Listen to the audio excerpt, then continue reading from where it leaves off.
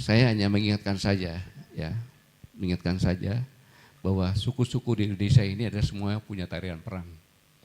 Dan pada saatnya mereka siap untuk berperang sampai mati. Gitu. Itu jangan sampai terjadi. Ya. Karena kunyatakan perang para bangsa manapun yang membawa sengsara negeri ini. Dan bila laut yang mendatangkan para perampas itu ke Nangro, maka laut pula yang akan kujadikan kuburan mereka. Bayangkan, ini disampaikan oleh seorang pejuang yang kata-katanya ini dia buktikan. Ketika kapal Portugis datang, dihabisin semuanya tanpa sisa. Kemudian kapal Belanda datang, yang dipimpin oleh kakak adik Cornelis de Houtman dan Frederik de Houtman. Dia bunuh dengan rencongnya sendiri. Dia adalah seorang kepala barisan pengawal istana, panglima rahasia seperti Mossad, panglima protokol pemerintah dari Sultan Saidil Mukamil Alauddin Riyad Esa Shah IV. Dialah yang membentuk pasukan Inung Bale. Malahayati, orang Melayu Aceh. Seorang Malahayati yang akhirnya dia dianugerahkan Laksamana Malahayati. Ini contoh seorang perempuan janda bisa melakukan seperti ini, apalagi laki-lakinya. Jadi jangan menganggap suku Melayu itu kaleng-kaleng.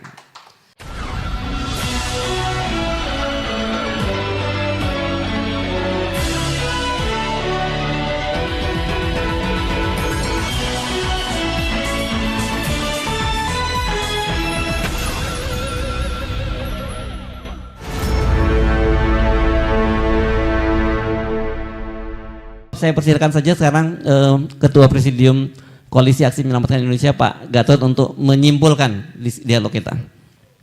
Maka kalau saya nih, saya Presiden atau Perdana Menteri di negara lain yang ingin menyelamatkan negara saya harus ambil Indonesia. Saya harus mengambil Indonesia. Tentu beradaptasi dengan kondisi yang sekarang. Saya tidak akan menggunakan angkatan bersenjata. Tapi saya menggunakan cara saya. Yang pertama, cara saya adalah saya akan membeli undang-undang di Indonesia. Susah? Oh enggak susah, gampang. Satu komisi itu berapa orang sih? Ada sampai 100? Enggak ada. Enggak ada. Tapi sebelumnya saya akan membuat orang saya yang menjadi pemimpin yang bisa memegang semua partai. Sehingga semua partai itu dipegang. Maka murah. Kalau nggak bisa dipegang ya komisi aja. Saya bayar. Buat undang-undang.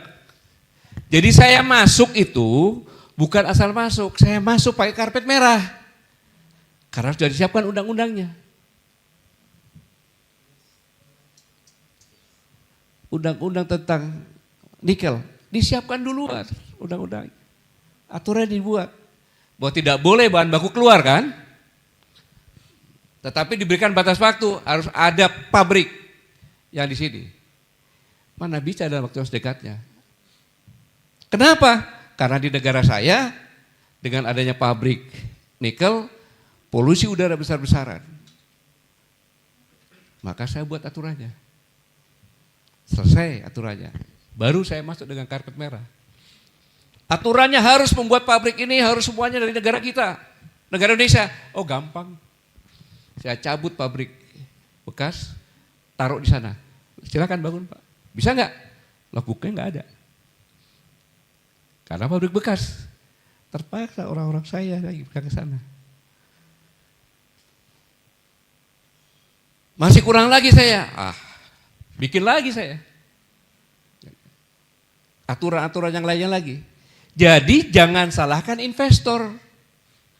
Karena investor sudah membuat karpet merah ke sini dengan aturan-aturan. Maka kalau ada ini hukum untuk investor atau untuk menindas rakyat, ya dua-duanya. Investor kan gak usah jauh-jauh lah, saya akan membuat Alfamart, Indomart. Tentunya persyaratannya saya lihat di jalan raya, ya banyak. Terakhir saya lihat, ada sertifikat enggak? Lokasi kamu kuasai enggak? Kan gitu. Kalau enggak mana mau saya investasi. Suatu saat disita. Ini yang harus sama-sama kita pahami dulu. Jadi semuanya ini karena akibat kita yang begitu kaya berlimpah. Sehingga apapun bisa saya lakukan di sini.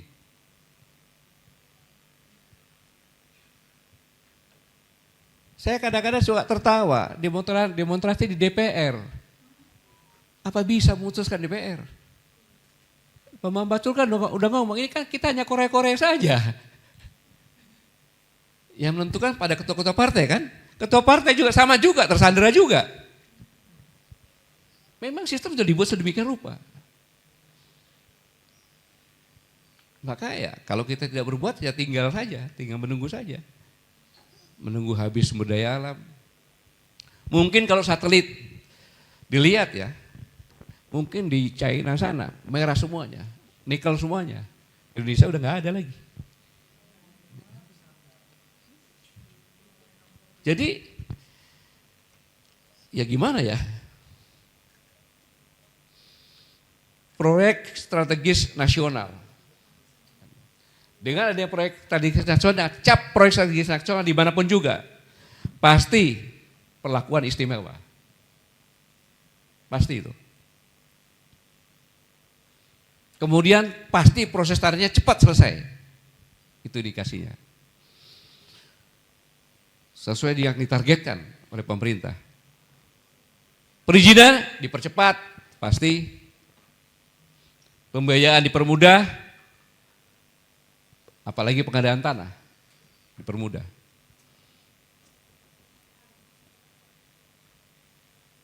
Kalau enggak ya tadi katakan Bang Athari tadi, Bang Aris tadi, begitu proyek nasional strategis semuanya kalau perlu dipaksakan. Ingat, pasal undang-undang tentang hak adat itu adalah perjanjian loh, bahwa kita mengakui. Saudara-saudara sekalian, ketika Bung Karno 17 Agustus 1945 mengatakan, kami bangsa Indonesia dengan ini menyatakan kemerdekaan. Adakah negara Indonesia di situ? Tidak ada. Tidak ada. Ya kerajaan-kerajaan kesultanan itu yang ada. Makanya dibuatlah undang-undang. Dengan pasal 3-nya itu adalah menyatakan bahwa masih mengakui adat Nusantara dalam bentuk kesultanan. Tapi diingkari sekarang.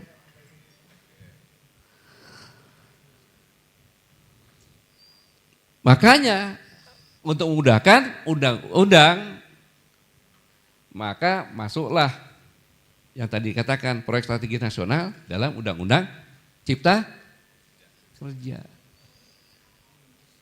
Jelas kan karpetnya? Jelas karpetnya.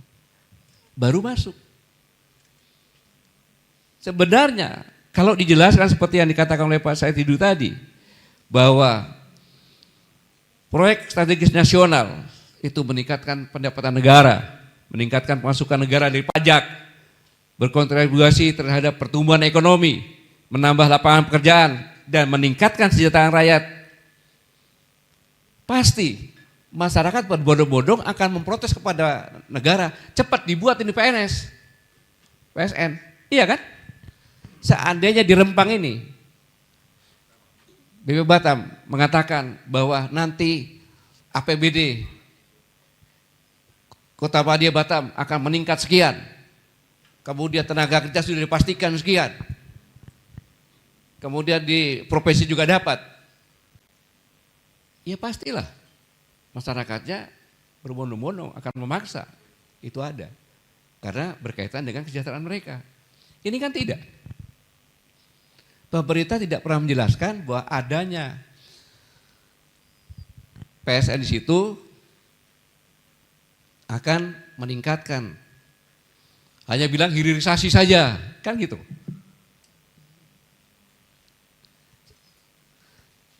Dan saudara-saudara sekalian, ini terjadi yang dikatakan gunung es. Bayangkan yang di Sakirta Laut sana.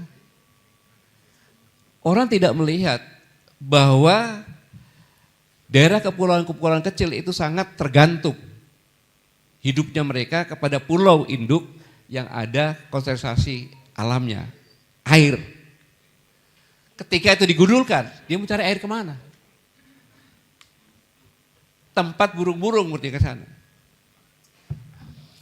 Saya ingat ketika tahun 2014 akhir, saya masih Kepala Staf Angkatan Darat. Saya ke Sulawesi Tengah, saya lagi Kalimantan Tengah, karena akan ada apel Komandan Satuan yang menghadirkan Pak Jokowi. Ketika saya lihat di kebun sawit ditulisin, di sini orang hutan boleh datang. Iya, ditulisin gitu.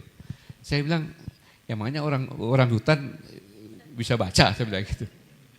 Pak, luas saya ini, kebun sawit saya ini ada konservasi orang hutan. Jadi orang hutan tetap tinggal di situ, burung tetap tinggal di situ. Saya tidak menggusur dia. Yang orang lain muduin saya tidak. Silakan Bapak lihat, rusa masih ada di situ segala macam. Bahkan ada teluk. Kalau pada waktu tertentu masyarakat bisa ngambil di situ. Hari lain nggak boleh nyaring supaya besar-besar. Saya bilang aja itu di perkebunan sawitnya Haji Rashid. Karena dia orang situ. Di situ. Bayangkan orang hutan saja tidak digusur. Kemudian konotasi pengosongan agak saya luruskan Pak Saidu. Kalau konotasi pengosongan itu adalah ini tempat saya segera dikosongkan. Kalau penggusuran masih ada penghargaan. Kan gitu, masih ada negosiasi. Tapi kalau pengosongan, ini tempat saya. Besok saya mau tempati, pergi semua kamu semuanya. Kan gitu, pengosongan, konotasinya. Menurut saya loh, mungkin salah saya.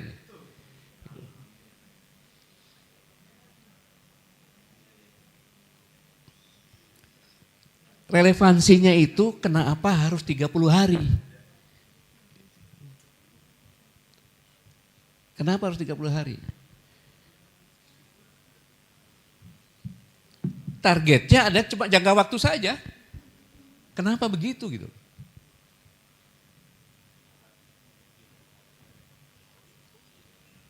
Dan berpikirnya adalah pelaksanaan proyek harus berjalan. Bukan berpikir bagi manusia-manusia di lingkungan budaya itu. Karena manusia-manusia yang ada di kita itu adalah warga negara kita sendiri yang harus dilindungi.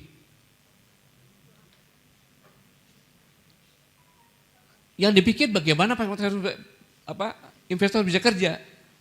Yang dipikirnya itu. Tapi tidak berpikir bagaimana rakyat yang tanahnya diambil.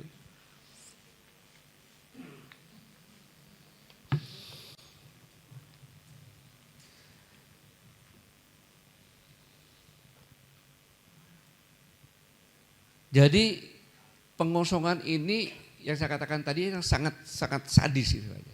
Diksinya itu sangat sadis. Bahwa memang warga harus pindah. Karena bukan tempatmu ini. Mana ada HPL sertifikat? Kan gak ada HPL sertifikat. Gak ada. Sekarang bayangin saya tinggal di sini, saya pindah, status tanah apa di sana kan gak tahu. Ini yang jadi permasalahan. Seolah-olah narasinya masyarakat itu tidak tahu diuntung. Kamu udah tinggal di sini bukan tempatmu, dikosongkan, dikasih bekal. Konotasinya kan begitu diksinya. Sehingga kondisi sekarang ini makin ruwet.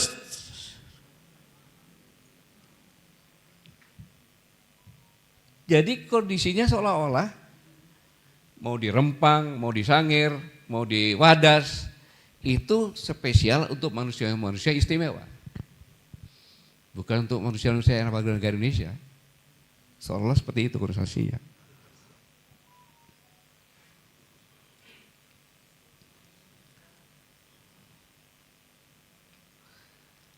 Sehingga kondisi sekarang ini coba tolong distelkan coba. Konsesi yang diberikan kepada swasta maupun kepada BUMN, kalau di tengahnya itu ada desa, ada kampung yang sudah bertahun-tahun hidup di situ, kemudian mereka malah menjadi bagian dari konsesi itu, ya siapapun pemilik konsesi itu berikan kepada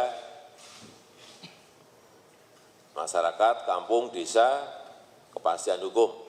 Saya sampaikan, kalau yang diberi konsesi sulit-sulit cabut konsesinya. Saya sudah perintahkan ini.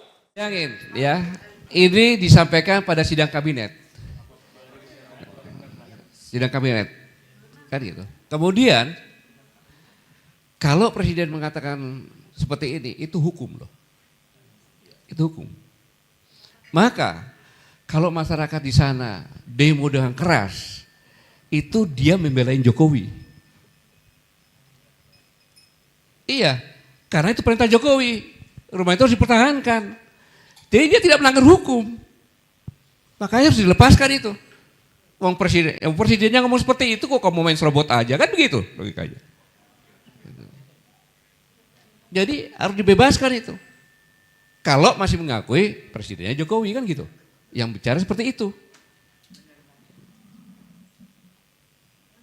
Tapi semuanya sudah diolah sedemikian rupa, itu juga yang harus kita waspadai. Dalam kondisi seperti ini, ya, kondisi seperti ini kita harus mengacungkan jempol kepada BP Batam. Karena berinisiatif mengambil jalan tengah bahwa menggunakan uang yang didapat dari hasil sewa itu kurang lebih ada sekitar 1 triliun lebih, dia bilang akan saya lakukan sekarang ini. Yang permasalahannya adalah kalau kita tinggal di suatu tempat sudah lama, sudah dikasih tahu ganti ruginya seperti ini, kemudian sudah tenang-tenang, tiba-tiba dikasih waktu 1 bulan. Belum 1 bulan sudah digusur. Seperti yang dikatakan Prof. Hafsi tadi, pelanggaran HAM berat sudah terjadi.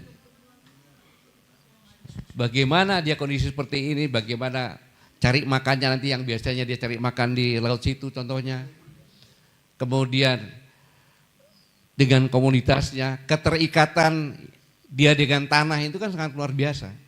Ya. Kemudian penggusuran itu harus setelah selesai ada ujian. Ini masih dalam kelas sudah diadukan seperti itu. Kemudian tidak boleh menggunakan alat-alat persenjataan, jadi dengan tangan kosong. Saya mengingatkan ini jangan sampai negara kita ini dikutuk oleh seluruh dunia bahwa kita adalah negara pelanggar HAM berat. Di-ban semuanya, produksi Indonesia tidak boleh keluar, makin sengsara kita.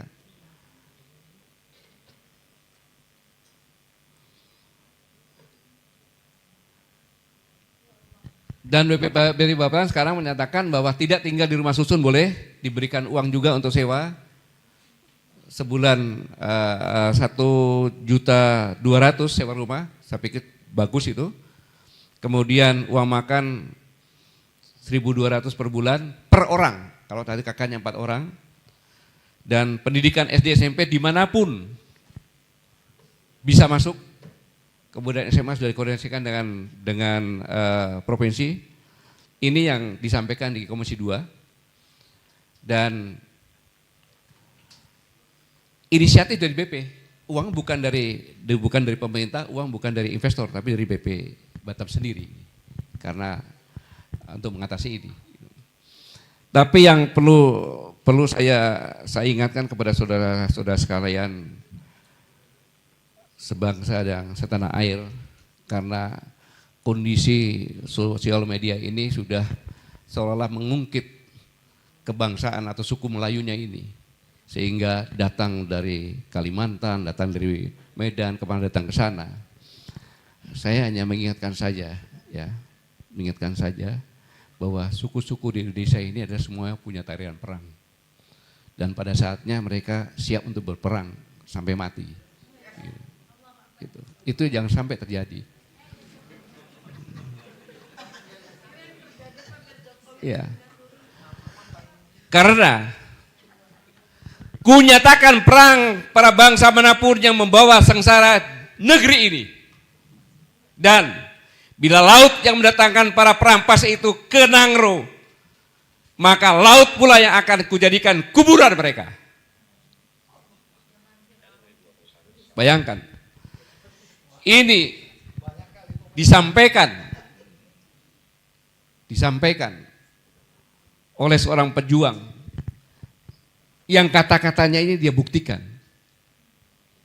Ketika kapal Portugis datang, dihabisin semuanya tanpa sisa. Kemudian kapal Belanda datang yang dipimpin oleh kakak adik Cornelis de Houtman dan Frederik de Houtman. Dia bunuh dengan rencongnya sendiri. Dia adalah seorang kepala barisan pengawal istana, panglima rahasia seperti Mossad, panglima protokol pemerintah dari Sultan Saidil Mukamil Alauddin Riyad Esa Shah IV. Dialah yang membentuk pasukan Inung Bale. Malahayati, orang Melayu Aceh. Seorang Malahayati yang akhirnya dia dianugerahkan Laksamana Malahayati. Ini contoh seorang perempuan janda bisa melakukan seperti ini, apalagi laki-lakinya. Jadi jangan menganggap suku Melayu itu kaleng-kaleng. Dan dia adalah cucu buyutnya dari pendiri kerajaan di Aceh. Saya mengingatkan ini karena jangan sampai, ya, saya ingat ini karena jangan sampai di dalam adat Melayu itu ada namanya adat amuk Melayu. Amuk Melayu. Jangan sampai ini keluar karena sangat berbahaya. Ketika dikatakan seluruh puak amuk Melayu, maka seluruh puak Melayu, yaitu dari sepanjang Sumatera, kemudian Kalimantan Barat, bahkan negara tetangga kita, Malaysia, bahkan di Thailand, Patani, Melayu semuanya. Dan ini akan terbakar seperti jihad fisabilillah. Berperang melawan siapapun yang mengganggu sesama saudara sebangsa semelayu. Jangan sampai ini terjadi. Jadi saya ingatkan bagi saudara-saudaraku yang tidak tahu permasalahan yang sebenarnya di sana, jangan asal bicara untuk membuat kemarahan. Ini sangat berbahaya. Ini sama dengan resolusi jihad amuk Melayu. Karena mereka mengatakan lebih baik mati berdiri berperang daripada mati dalam kepala nunduk dan tak akan Melayu hilang di bumi. Ini karena masalah tanah. Jangan sampai ini terjadi. Karena ini suatu petuah yang sangat sakral yang akan dipatuhi oleh semua orang Melayu. Dan ketika dia turun tangga di rumah, orang tuanya sudah menganggap dia itu hilang. Itulah kekayaan budaya kita yang jangan sampai itu dikeluarkan. Ini hanya untuk membela negara kesatuan Republik Indonesia saja.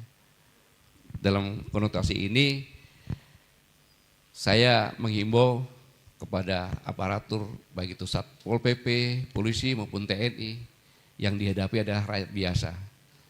Adakan komunikasi, rebut hatinya dengan baik-baik. Mereka adalah warga negaramu juga, ibu kandungmu juga bagi TNI. Jadi jangan sembarangan memperlakukan mereka. Ingat asal TNI itu dari rakyat, untuk rakyat, dan akan kembali ke rakyat. Contohnya seperti saya udah rakyat biasa sekarang ini. Jadi lakukan, mereka mengerti kok semuanya. Asal hak-hak mereka diberikan. Tapi juga pemerintah juga harus menjelaskan juga bahwa proyek ini keuntungannya kepada daerah dan rakyat. Batam itu apa? Berikan penjelasan sehingga mengerti semuanya. Memang yang saya sampaikan ini adalah mungkin orang mengatakan saya orang pemerintah, silakan. Mungkin mengatakan saya orang yang investor silakan. Dan bagi pemerintah mengatakan bahwa saya orangnya rakyat, silakan. Tapi diskusi yang kita sampaikan di sini adalah merupakan edukasi kepada seluruh masyarakat agar dia mengerti hak-hak demokrasinya sebagai bangsa mengerti, kemudian kewajiban pemerintah juga harus dilaksanakan sehingga seimbang. Sehingga bangsa ini bisa maju bersama-sama. Dan ingat, semua kejadian ini pasti ada yang mengendalikan dari luar. Terima kasih. Wassalamualaikum warahmatullahi wabarakatuh.